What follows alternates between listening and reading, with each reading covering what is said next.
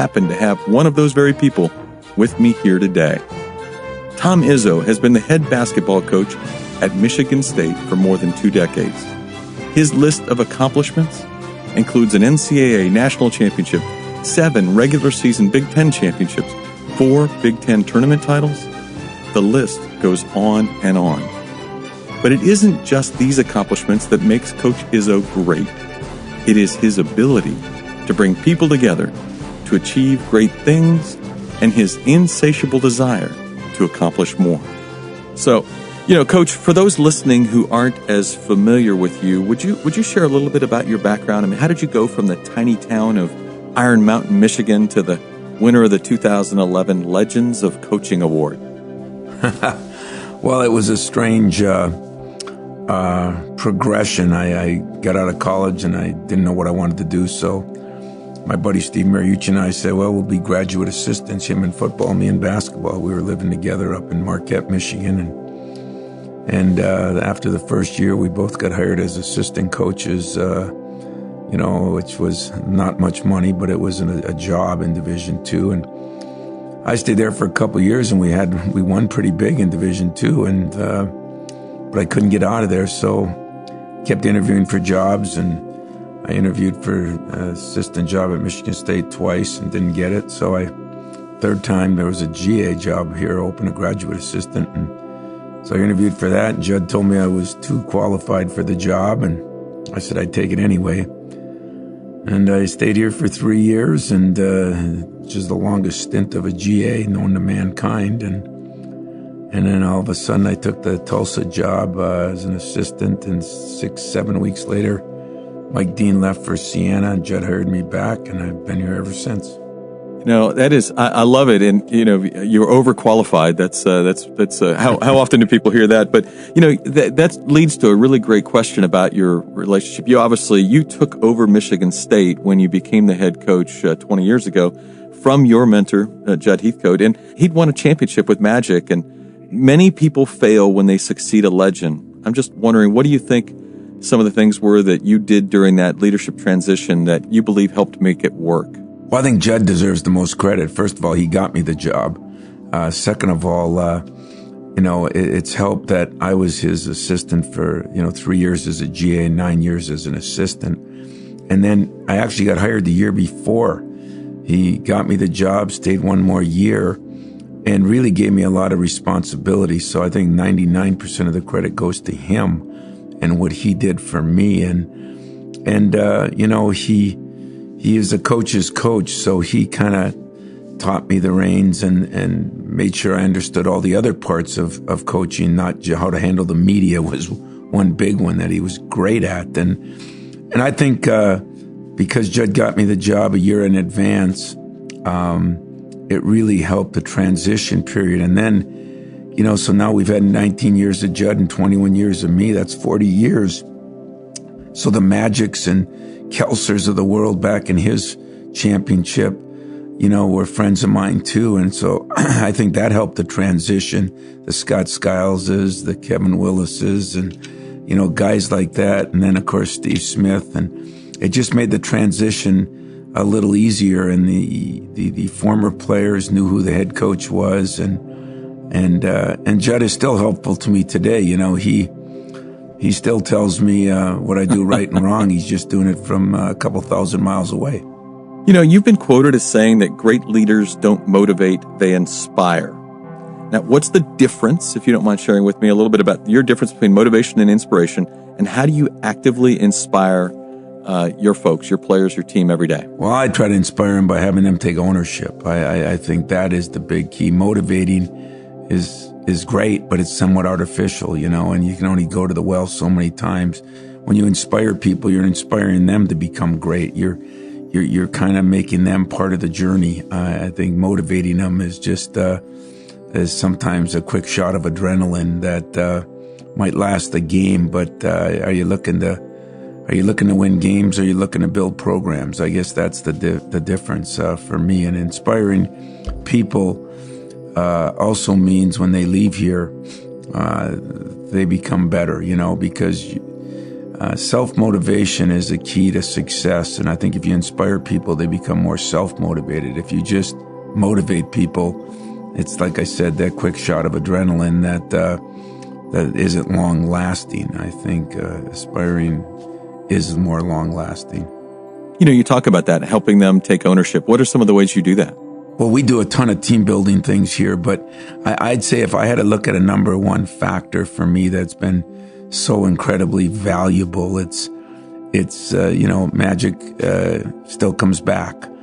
Former players that come back, I think help that cause enormously. Everybody wants to hear from the head coach and the parent, but it's sometimes the other people in the locker room.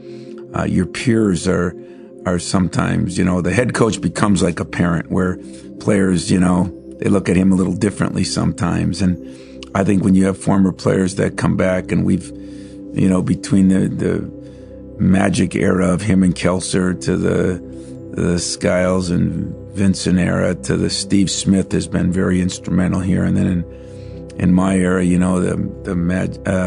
Mateen Cleaves, Travis Walton, and of course Draymond Green has been as good as anybody. So when you go to a Final Four and all those people are there and they get to spend time with them after, I think that helps them take ownership in the whole program from 40 years ago till now, and that makes a difference. I really believe it does. So what or who inspires you? I mean, in order for you to inspire others, you've got to have someone that's giving you a little inspiration.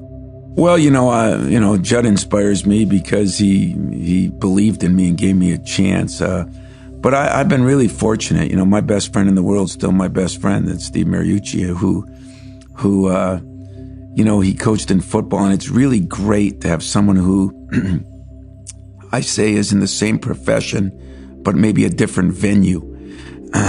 Coaches are a different breed, and it seemed like during my season, he was off, and during his season, I was off, so we could critique and help each other. And he's been a big inspiration to me, but I've also been a big proponent of other coaches. To this day, Mike Krzyzewski still keeps me motivated because as much as we win, like I just had my 500th, and I joked I'm only 523 behind Mike, and a little unrealistic, but the Bill Parcells or, the Greg Popoviches, I look at guys that have done things and sustained greatness.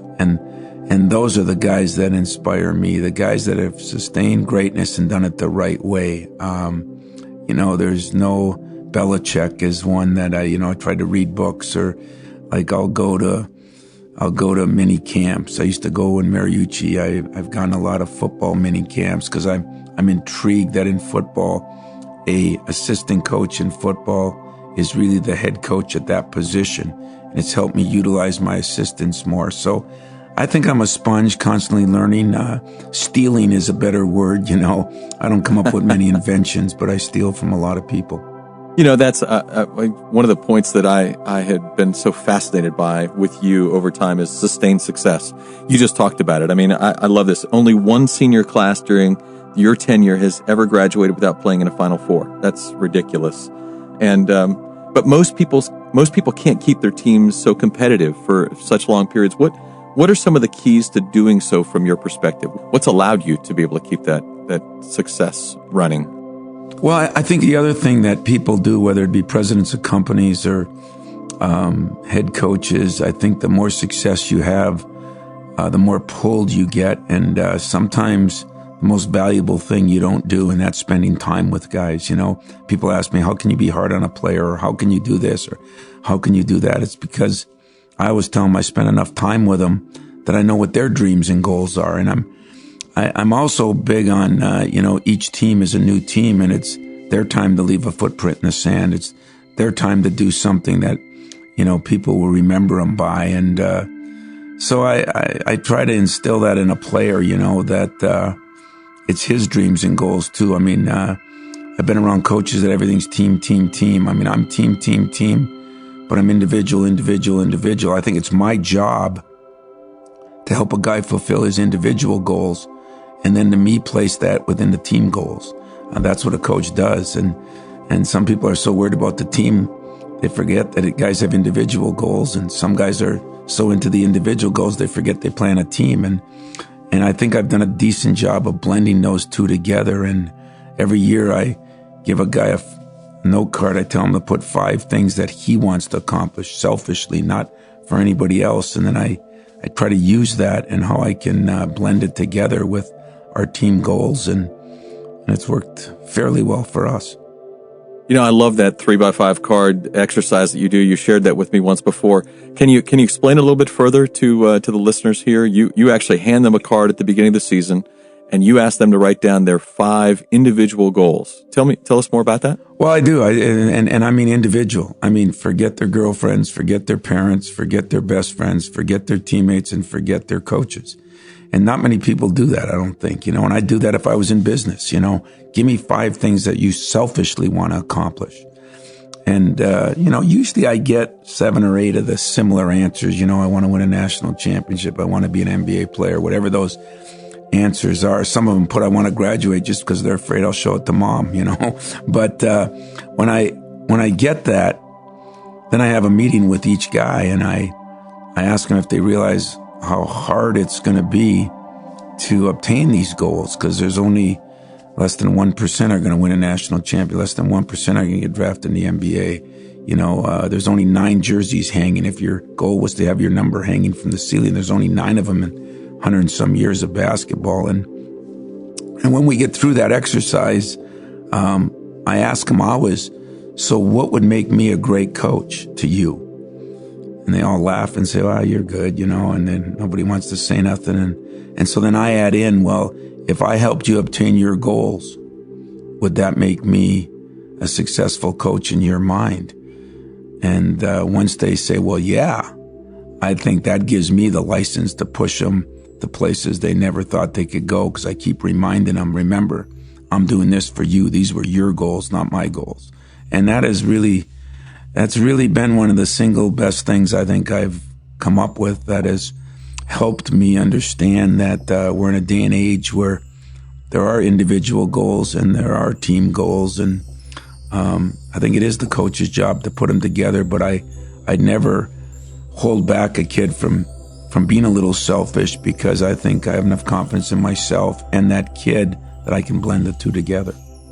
I love that. I have to tell you, the 3x5 exercise is one I learned from you, and I actually exercise it in my own business. So powerful stuff. Coach, to every team, and yours is no exception, is made up of a bunch of folks with differing backgrounds, differing experiences, and yet trying to bring them together to do something singular, like win a championship, is difficult. What are some of the things you do to unify a team? Boy, that's the $1 million question, especially when I got here. I came from a very small town way up in northern Michigan, and I'd say culturally challenged. We did not have a lot of diversity where I was from, and it was Mateen Cleaves, one of my first big-time recruits, that, he's from the inner city of Flint, and made me realize that whether you're black or white, whether you're rich or poor, whether you're from the United States or foreign countries or the cities or suburbs, people can have the same dreams and goals. And when him and I used to get into it early, I once said to him that, really we're exactly alike, even though we're completely different. And the reason we're exactly alike is our ultimate goal is to win a national championship.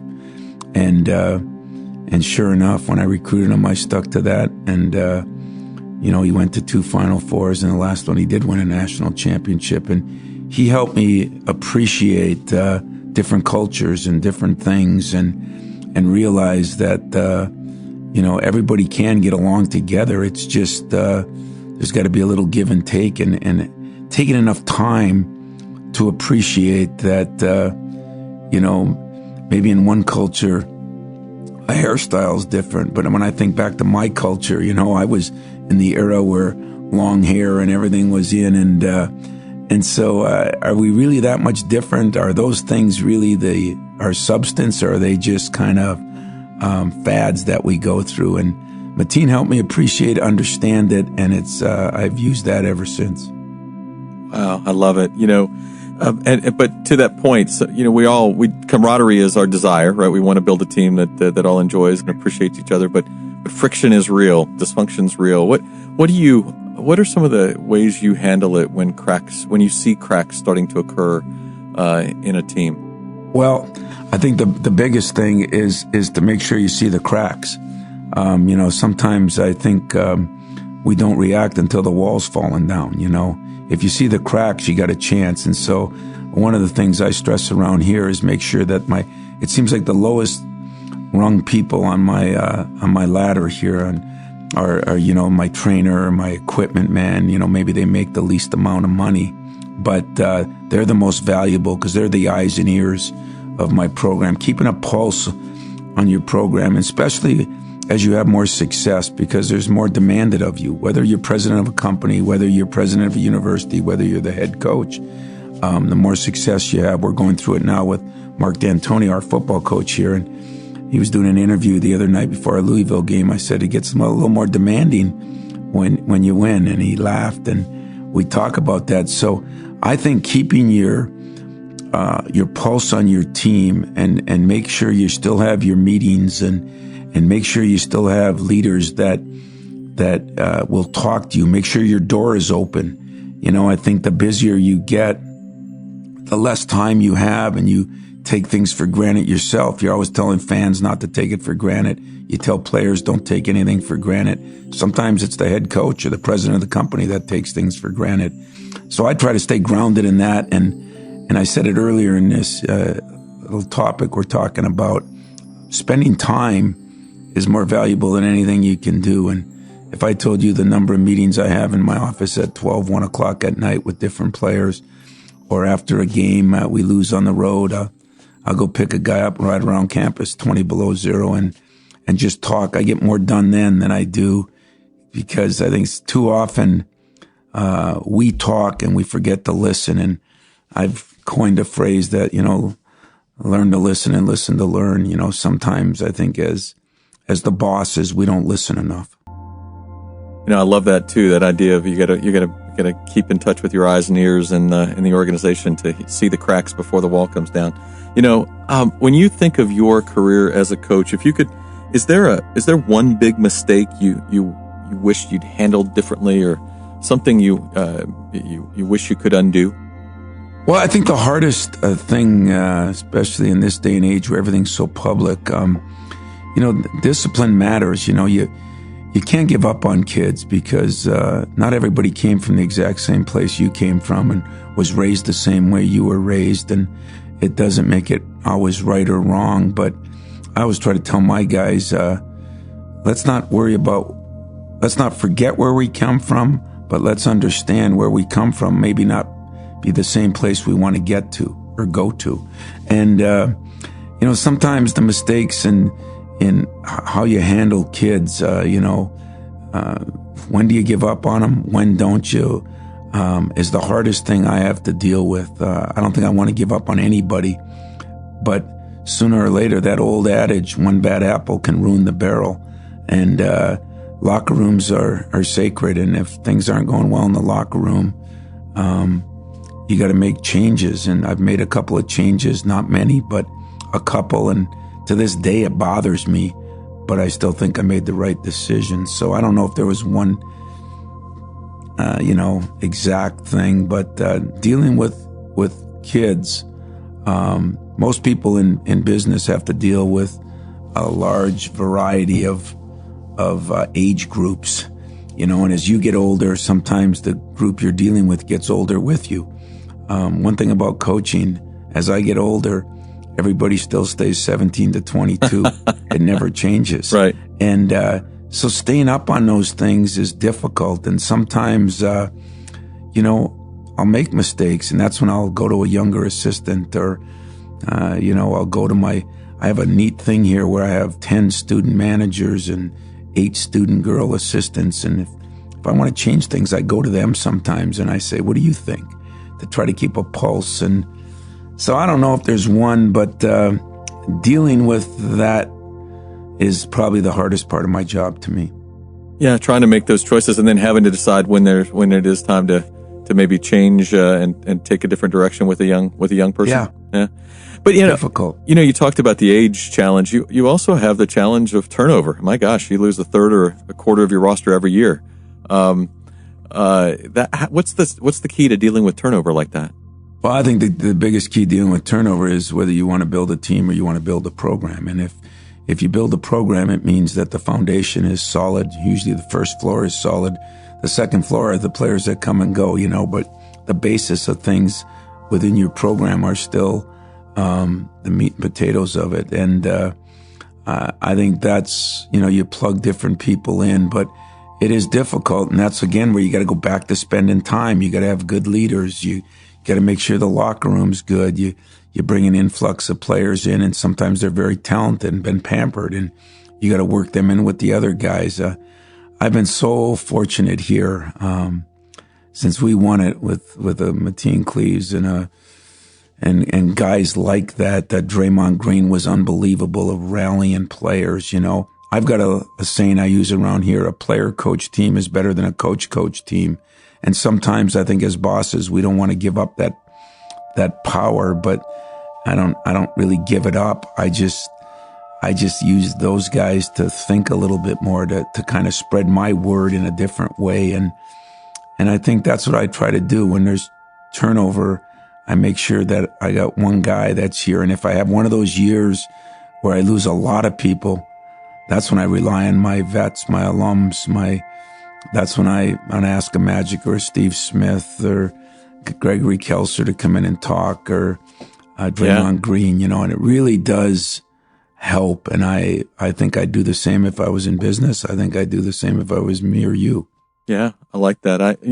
You've obviously, you've got a grueling schedule, lots of responsibility. You mentioned it, as the more successful you get, the more responsibilities you have. How do you keep going day to day? What are some of the things you do to stay happy and healthy? Well, I try to jog a lot. I got a little meniscus tear in my knee, so that's kind of hampered that, but I'm a big-time jogger. I try to get out and do that. And I've got a younger family as an older coach. I still got a son who's in high school, and that keeps me grounded a little bit. And one of the hardest things is keeping your family involved. How do you separate? And so what I've done is my family's been very involved in our recruiting. I sometimes take my wife and kids on a recruiting trip. I try to do things that somehow bring some normalcy to this insane job that we have. But, the advantage of being in the same place a lot of years is you got a lot of friends. And that can be a plus and a minus, but it's been a plus for me because I think they've helped me keep perspective on things. It helps to have a Judd Heathcote, tell me, hey, you're getting off the wall a little bit, or, I love the fact that I got people that aren't afraid to tell me when I make a mistake, because I'm just as human as anybody else. And I've made my share of mistakes, but that's where I go back to learn to listen to learn. I think great coaches or great business, great presidents, great anybody are very sure of themselves, but don't have big egos, if that makes any sense. They're very comfortable in their own skin, but they don't have egos that they're not willing to learn or appreciate that, we make mistakes too. So what do you want your legacy to be?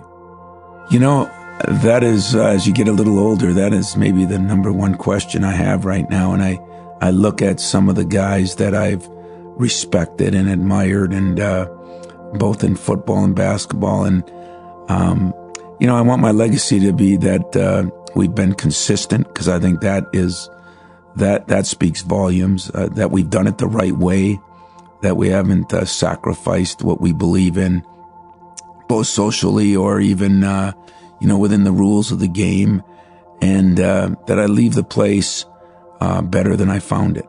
And, I always talk about leaving a footprint in the sand for a player, and I'd like to leave a footprint here that years from now, people that don't know Tom Izzo might respect what he helped accomplish. And I guess the last legacy I'd like to leave that I think we've done a really good job of here is being a program guy. Don't be so one-dimensional. That's all you care about is your I've been lucky here. I'm a big football fan. I'm a fan of our president. I'm a fan of our AD, and I think I've been what I would call a program guy. And that means you help the golf team recruit, and you help academics, and that's what I've enjoyed about staying in the same place, Don. It's been fun for me, and it's been enjoyable. And yet, I think when I'm gone, I think people will say, you know what? He never changed, and he was a friend to a lot of us. He cared about the entire place. There you go. So rapid fire, as we wind this up, which superhero do you wish you could be? Wow. What superhero? I guess Superman, because he helped everybody, and he took care of things from legal to family-wise. But I guess that would be the one, because that's the one I grew up with. You know, we got a lot more now than the ones I grew up with. Superman. So if you could have one meal the rest of your life, what would it be? Spaghetti. Italian part of me, you know, I'm a big spaghetti fan. Best nickname a player or someone has ever given you? Wow.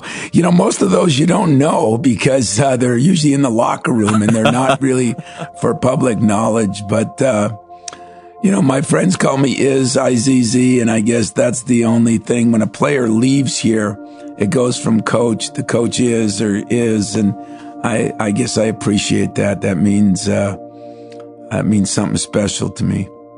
Awesome. So 80 years old, you tell your children one thing that you want to make sure they know they have to do to reach success. It is?